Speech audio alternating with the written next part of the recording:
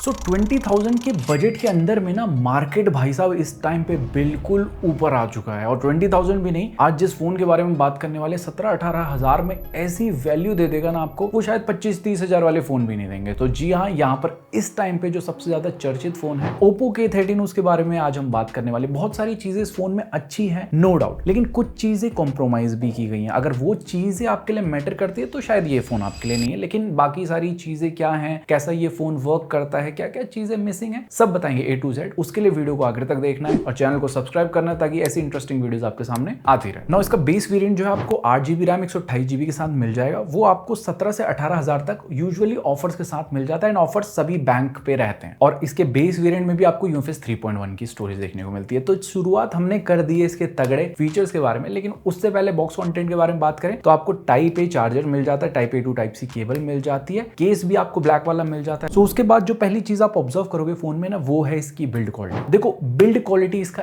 MSP नहीं है, ये मैं पहले बता देता हूँ। फोन के अंदर आती है 7000 mAh की बैटरी, और 7000 mAh की बैटरी जब आती है तो फोन थोड़ा हैवी भी हो जाता है। तो फर्स्ट टाइम मैंने फोन को पकड़ा था तो कि हाँ, थोड़ा हैवी वाला फील आया था। और वेट भी इसका अप्रॉक्स यहाँ पर आपको 208 ग्राम देखने को मिल जाता है। और बैग जो है आपको मैट फिनिशिंग के साथ प्लास्टिक में मिल जाता है, फ्रेम्स भी आपको प्लास्टिक मैट फिनिशिंग के साथ मिलते हैं। लेकिन ये जो कलर है ना, इसमें आप ध्यान से देखोगे तो कुछ ऐसे पैटर्न टाइप का बना हुआ है, बहुत ध्यान से देखने पे ये दिखता है, और लाइट जब पड़ रही हो तब स्पेशली दिखता है। और जो बैक है ना, मैट फिनिशिंग होने के बावजूद यहाँ पर फिंगरप्रिंट स्मजेस लगते हैं, तो बीच बीच में आपको सफाई भी करते रहना पड़ेगा। और कैमरा मॉड्यूल कुछ आईफोन की तरह इस टाइप का आपको देखने को मिल जाएगा। तो पर्सनली मेरे हिसाब से बहुत ज्यादा ऐसे cool looking premium looking phone definitely इसको नहीं बोलूंगा, क्योंकि बॉक्सी डिजाइन के साथ आता है। बहुत बेसिक्स आपको डिजाइन देखने को मिलेगा, प्रीमियम बिल्कुल नहीं है, ये मैं बताना चाहता हूँ। बाकी इसके अलावा एक और चीज मैं ऑब्जर्व कर रहा था, जो बटन है ना, उनको एक्स्ट्रा हार्ड यहाँ पर प्रेस करना पड़ता है, कुछ इस टाइप की आवाजें आती हैं, तो बटन्स की थोड़ी बेटर बिल्ड क्वालिटी हो सकती है। इसके अलावा IP65 की रेटिंग आपको देखने को मिलती है। साथ में डुअल सिम का सपोर्ट मिलता है, कोई भी हेडफोन जैक का गड्ढा देखने को नहीं मिलेगा, ना ही आप कोई SD कार्ड लगा सकते हैं। एंड जो इसका टाइप C वाला पोर्ट है, USB 2.0 को सपोर्ट करता है। एंड हैप्टिक्स इतने अच्छे हैं कि मैंने सीधे ऑफ कर दिए, क्योंकि बिलो एवरेज हैप्टिक्स मिलते हैं, इनको आपको ऑफ ही कर देना। यूजुअली 20,000 के अंदर में बहुत कम फोन है जो अच्छे हैप्टिक्स देते हैं, जैसे iQOO Z10 में भी नहीं था, Realme Narzo 80 Pro में भी नहीं था, और उनकी वीडियो भी बनाई है चैनल पे, आप चैनल पे जाके जरूर से चेकआउट कर सकते हैं। इसके अलावा डिस्प्ले फिंगरप्रिंट सेंसर मिलता है, fastly securely all the time ये वर्क करता है। प्लेसमेंट हल्का सा नीचे है और फोन थोड़ा सा बड़ा है, तो थोड़ा संघर्ष का माहौल रहेगा। और फोन बड़ा रहेगा तो ये चीज समझ लो, अगर आपके छोटे हाथ है तो आपको ऑल द टाइम 2 हाथ से ही यूज करना पड़ेगा। बाकी यस, आपको डुअल स्टीरियो स्पीकर सेट इसमें मिल जाता है, और रियलिटी ऑडियो का सपोर्ट भी देखने को मिलता है। तो साउंड क्वालिटी सुना देता हूं आपको। और इसमें एक और चीज मिलती है कि वॉल्यूम को आप 300% तक बूस्ट कर सकते हैं।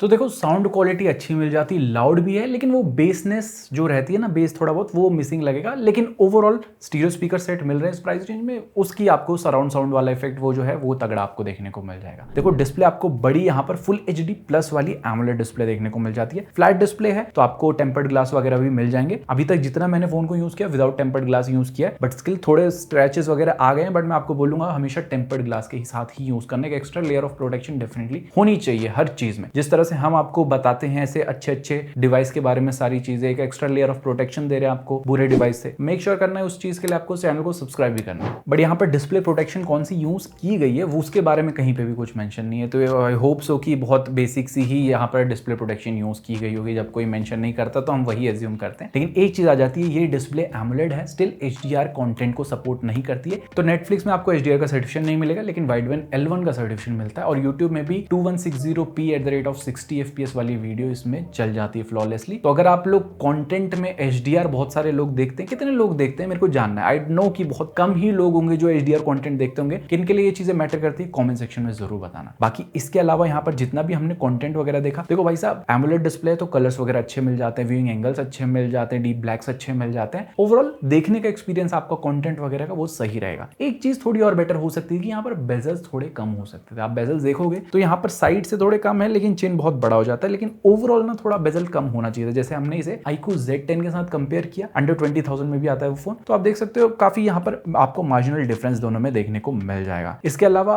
ब्राइटनेस में भी ना 1200 निट्स इसका नंबर है, लेकिन आउटडोर में किसी किसी सिनेरियो में लगता है कि हाँ थोड़ी और ब्राइट हो सकती थी, स्पेशली जब आप थोड़ा डार्क मोड को इनेबल करते हैं या कुछ ऐसे डार्क सिनेरियो आ रहे होते हैं। बाकी एक और कमी है कि PWM डिमिंग इसमें नहीं मिलती है, तो लो लाइट में ऐसे कुछ फ्लिकरिंग का आपको इशू देखने को मिलेगा। सो अगर आप ब्राइटनेस कम करके बहुत ज्यादा कंटेंट कंज्यूम करते हैं तो मैं बोलूंगा थोड़ा ब्राइटनेस बढ़ा के कंज्यूम कीजिए, क्योंकि लो ब्राइटनेस में आपकी आंखों पे स्ट्रेन पड़ सकता है। PWM डिमी वाला ऑप्शन नहीं है, एंड ये चीज मैटर करती है। आई नो बहुत इंपॉर्टेंट चीज हो जाती है कि फोन को हम भाई दिन भर देख रहे हैं, हमारी आंखें ही सुरक्षित नहीं रहेंगी तो वो फोन का क्या करें। इसके अलावा 120 हर्ट्ज का रिफ्रेश रेट मिलता है जो बहुत ही स्मूथ फील होता है, एंड आपको ऐप स्पेसिफिक का रिफ्रेश रेट ऑप्शन भी देखने को मिल जाता है। ये अच्छी चीज है कि जो ओप्पो के फोन में बेसिक फोन में भी दे देते हैं, रियलमी वाले नहीं करते हैं भाई ये चीज है। रियलमी वाले बहुत फीचर्स को जो है कट कर देते हैं। और टच सैम्पलिंग रेट भी आपको 180 हर्ट्ज का मिल जाता है जो 240 हर्ट्ज तक चले जाता है। लेकिन अगर कनेक्टिविटी के बारे में बात करें तो यहाँ पर इनफ 5G बैंड आपको देखने को मिल जाते हैं। ब्लूटूथ का भी लेटेस्ट वर्जन नहीं है, वाईफाई 6 मिलता है, यार ब्लास्टर मिल जाता है, बट NFC नहीं मिलेगा। सार वैल्यू भी आपको विद इन लिमिट्स देखने को मिल जाती है। 5G हमने जितना यूज किया स्पीड सुपर से ऊपर आ रही थी, कोई दिक्कत नहीं, तो डुअल 5G को भी सपोर्ट करता है। और 4G प्लस हमें देखने को मिल रहा था, लेकिन 5G प्लस नहीं आ रहा था। और 4G प्लस भी ऐसा था कि आ रहा था जा रहा था, कंटिन्यूस हमें देखने को नहीं मिल रहा था। इसके अलावा आपको एक क्लियर वॉइस का ऑप्शन भी मिल जाता है, तो सेटिंग में जाके डेफिनेटली इसको ऑन कर देना। इसके अलावा इसमें नॉइस कैंसिलेशन माइक्रोफोन है ऊपर में। इसके अलावा VO 5G भी आता है, लेकिन कॉल करते टाइम VO LT पे हो जाता है। जितनी भी कॉलिंग वगैरह की कॉलिंग के टाइम पे कोई दिक्कत नहीं आती है। इनफैक्ट प्रॉक्सिमिटी सेंसर भी डेडिकेटेड मिलता है, वहां पर भी कोई शिकायत का मौका नहीं दिया। कॉल रिकॉर्डिंग भी आप चुपके से कर सकते हैं, एंड कॉल करते करते आपके सामने ऐसे समरी वाला भी एक ऑप्शन मिल जाता है AI का। सो यस, कनेक्टिविटी में फ्यूचर प्रूफ बन जाता है फोन।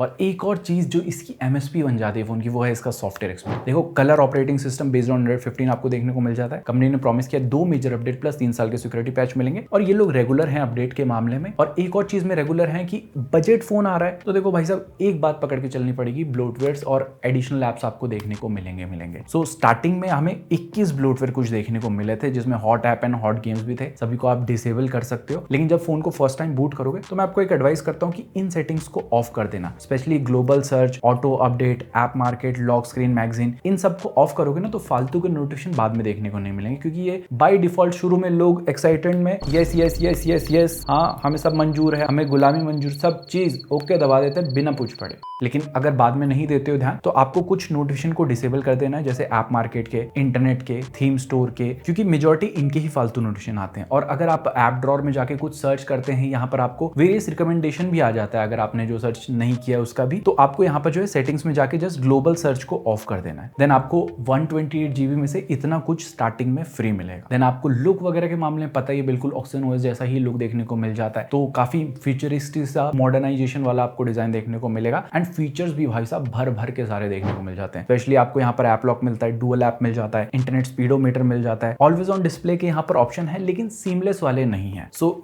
वो चीजें यहाँ पर आपको मिसिंग लगेगी। एक और चीज मिसिंग लगेगी कि ऑलवेज ऑन डिस्प्ले को आप हमेशा ऑन करके नहीं रख सकते हो। इसके अलावा AI के फीचर भी मैं एक्सपेक्ट नहीं कर रहा था कि इतने ज्यादा इसमें AI के फीचर मिल जाते हैं। ऑलमोस्ट सारे ही AI के फीचर मिलते हैं, जैसे आपको सर्कल टू सर्च मिल जाता है, स्मार्ट कटआउट मिलता है, enhance clarity, AI eraser, AI unblur, remove reflection, AI summary, AI speak, AI screen translate, AI transcribe and summary बना देता है जो भी आपने रिकॉर्डिंग वगैरह की उसकी, then AI reply, AI right. मतलब बेसिक सा फोन है, लेकिन AI के सारे फीचर्स मिल जाते हैं। ये चीज डेफिनेटली इंप्रेस करती है। एक और चीज इंप्रेस करती है, वो है आने वाले इसके एनिमेशन। भाई साहब इतने स्मूथ एनिमेशन देखने को मिल जाते हैं। ऐप ओपन के, क्लोज के, ऐप के बीच में स्विच करते हो, उसके कंट्रोल सेंटर को ऐसे स्वाइप डाउन करते हो तब मिलता है, रिसेंट पैनल के तगड़े एनिमेशन देखने को मिलते हैं। तो ओवरऑल जो है ना, एनिमेशन के साथ एक्सपीरियंस काफी तगड़ा मिल जाता है। एंड ये चीजें ना रियलमी वालों को सीखनी चाहिए, क्योंकि वो भाई साहब 30,000 के फोन में भी एनिमेशन नहीं देते। बाकी रियलमी के P3 की भी वीडियो बहुत जल्दी आने वाली है। अगर आपके कुछ डाउट है P3 के रिगार्डिंग, कमेंट सेक्शन में पूछ सकते हो। सो ओवरऑल UI का एक्सपीरियंस तगड़ा मिलता है, कोई भी मेजर बग वगैरह भी मैंने फेस नहीं किया। एक और चीज के साथ आपका एक्सपीरियंस तगड़ा बनेगा, इसका जो परफॉर्मेंस है उसके साथ आपको स्नैपड्रैगन का 6 Gen 4 प्रोसेसर देखने को मिल जाता है। LPDDR4X RAM मिलती है, UFS 3.1 की स्टोरेज मिलती है। बहुत अच्छी चीज करी है कि UFS 3.1 दिया है, यहाँ पर कटौती बिल्कुल नहीं की गई है। एक टाइम पे हमें 500 mAh बैटरी कम दे दो चलेगा, लेकिन UFS 3.1 दो, वो मैटर करता है। एंड कितने लोग के लिए मैटर करता है कमेंट सेक्शन में जरूर बताना। तो यहाँ पर जो है ना, आपको सबसे पहले बेंचमार्किंग स्कोर दिखा देता हूँ। 7.4 लाख के अप्रॉक्स के आपको Antutu स्कोर्स मिल जाते हैं। ग्रीन ग्राफ देखने को मिलता है, Geekbench तगड़ा मिल जाता है, एंड 90,000 प्लस के रीड राइट स्कोर्स भी आपको देखने को मिल जाते हैं। तो इसी चीज को टेस्ट करने के लिए हमने क्या किया, ऐप को ओपन किया। भाई साहब जो मजा आता है, ऐप ओपन तो बहुत स्मूथ होते हैं और बहुत फास्टली भी यहाँ पर लोड हो जाते हैं। हमने 7-8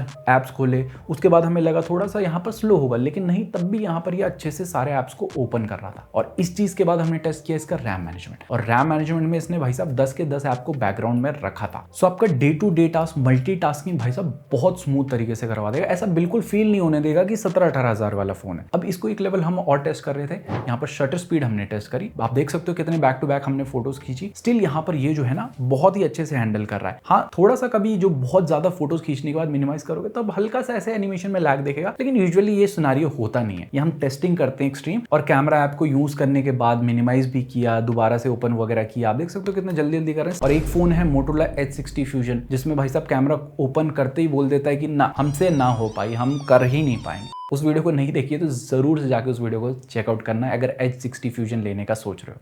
अब आप बोल रहे हो कि day to day task multitasking तो हो जाएगी, लेकिन गेमिंग का क्या? गेमिंग का ये है कि 60 FPS का सपोर्ट आपको मिलता है। इनफैक्ट HDR में भी 60 FPS का सपोर्ट मिलता है। अगेन कमेंडेबल चीज है, बट मैं आपको बोलूंगा स्मूथ एक्सट्रीम में ही खेलिए। तो यहाँ पर जो है ना आपका जितना भी हमने गेमिंग करी 50 to 60 FPS के बीच में एवरेज परफॉर्मेंस देखने को मिली। बाकी जायरोस्कोप भी आपको मिल जाता है, तो ऑन पॉइंट एक्यूरेट आपको जायरोस्कोप का परफॉर्मेंस भी देखने को मिल जाता है। और कोई भी हीटिंग का इशू हमने इसमें फेस नहीं किया। भाई साहब 42 डिग्री सेल्सियस के ऊपर जाता नहीं, उससे नीचे ही रहता है। एंड 42 डिग्री भी नहीं, 39-40 के बीच में ही हमें मोस्ट ऑफ द टाइम इसका टेम्परेचर देखने को मिला। अब एक चीज कैजुअल से काफी ऊपर वाले लेवल की आप कर सकते हो, वो है भाई साहब इसकी बैटरी। मैंने जितने फोन अभी तक टेस्ट किए हैं, इनफैक्ट मैंने iQOO Z10 को भी टेस्ट किया था, उसमें 7300 mAh की बैटरी है, वो भी खत्म हो जाती है उसकी बैटरी। लेकिन इसकी बैटरी भाई साहब खत्म होने का नाम ही नहीं लेती है। मैं 2 दिन तक कंटिन्यूस यूज किया नॉर्मल टू मॉडरेट यूसेज में। आप देख सकते हो कि 13 घंटे 13.5 घंटे का हमें स्क्रीन ऑन टाइम मिला। इसमें मैंने नेटफ्लिक्स किया, रील्स देख लिए, यूट्यूब शॉर्ट चला लिए, यूट्यूब पे कुछ वीडियोस देख ली, थोड़ा BGMI भी खेल लिया, कैमरा यूज कर लिया। इन सभी सिनेरियो के बावजूद आप देख सकते हो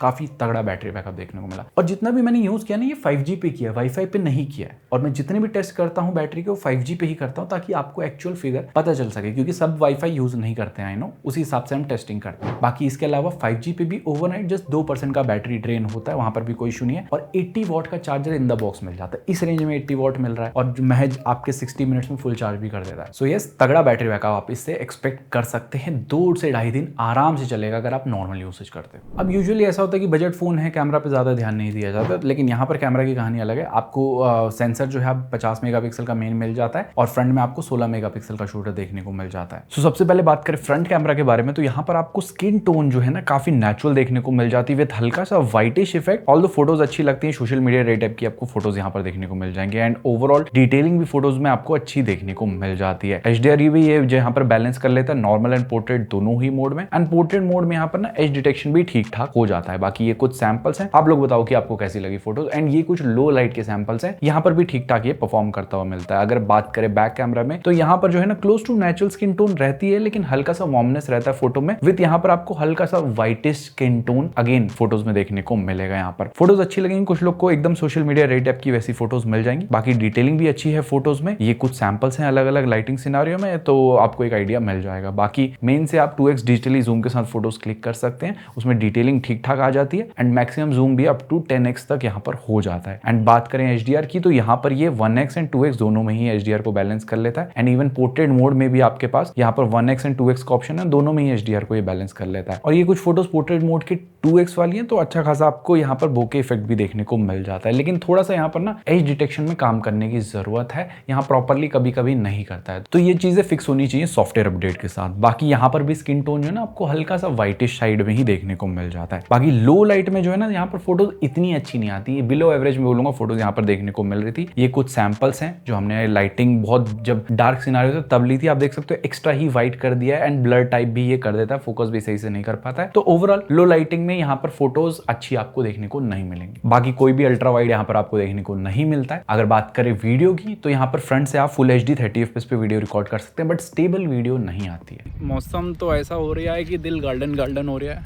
मज़ा तो आ रहा है, लेकिन आप लोग बताओ किसकी साउंड क्वालिटी अच्छी है। और बैक से एक अच्छी चीज़ है कि 4K 30 FPS का सपोर्ट देखने को मिलता है, लेकिन बैक में भी ना आपको स्टेबलाइजेशन देखने को नहीं मिलती है। तो स्टेबलाइजेशन भी दे देते तो थोड़ा और मजा आ जाता है। सो ओवरऑल कैमरा को सम अप करें तो फोटोज वगैरह यहाँ पर अच्छी आ जाती है, वीडियो में भी स्टेबलाइजेशन आ जाता तो और बेटर हो जाता। तो बहुत ज्यादा अच्छा भी नहीं और बहुत ज्यादा बुरा कैमरा भी देखने को नहीं मिलता है। तो वीडियो कॉलिंग वगैरह जो है ना वो चीजें आपकी अच्छे से यहाँ पर हो जाएगी, एंड डिसेंट फोटोज भी आप क्लिक कर सकते हो। सो गाइस ये थी पूरी कहानी Oppo K13 के बारे में। सो यहाँ पर आई होप होप सो आपको सारी चीजें समझ आ गई होंगी। एक वेल डिजर्विंग फोन डेफिनेटली मैं इसको बोल सकता हूँ। कुछ कॉन्स हैं जो डेफिनेटली इंप्रूव हो सकते थे या इन चीजों पे जो है काम ज्यादा किया जा सकता था, तो कॉन्स आप देख सकते हो यहाँ पर। अगर ये कॉन्स बहुत ज्यादा मैटर करते हैं आपके लिए, देन मैं बोलूंगा आप इस फोन को छोड़ के दूसरे फोन ले सकते हो, जिसमें नार्जो 80 प्रो आ सकता है, iQOO Z10 आ सकता है। उनकी वीडियो भी चैनल पे मिल जाएगी, डिस्क्रिप्शन में लिंक में दे दूंगा, जाके जरूर से चेकआउट कर लेना। बाकी आपको कैसा लगा डिवाइस कमेंट सेक्शन में बताओ, और कुछ डाउट है इस फोन के बारे में तो भी आप कमेंट सेक्शन में पूछ सकते हो। बाकी हम मिलते हैं बहुत ही जल्दी ऐसी किसी इंटरेस्टिंग 10 पार्ट वीडियो के साथ। टिल देन जय हिंद, take care and stay fit.